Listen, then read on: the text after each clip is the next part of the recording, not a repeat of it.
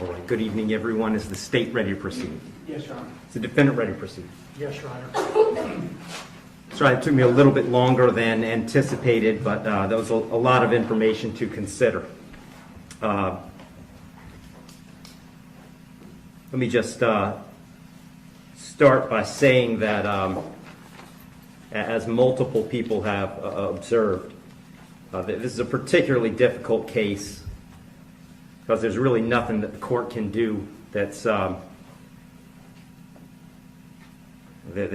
capable of fixing the harm that has been caused to the victims in this case.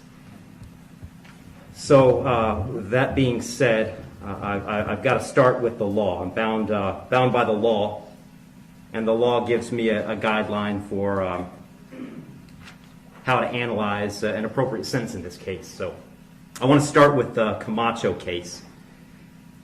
It's really the first thing I need to address is whether or not the court's going to depart from the minimum in this case, which is 222 months or approximately 18 and a half years in the Florida State Prison as a minimum.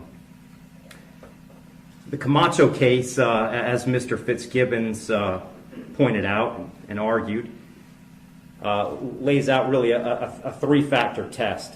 Is there a valid legal basis for departure? Is there competent substantial evidence that the facts support an application?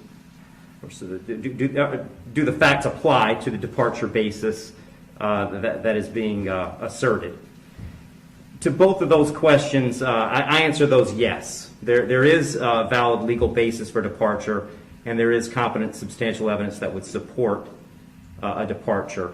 And really, I'd find that as to all of the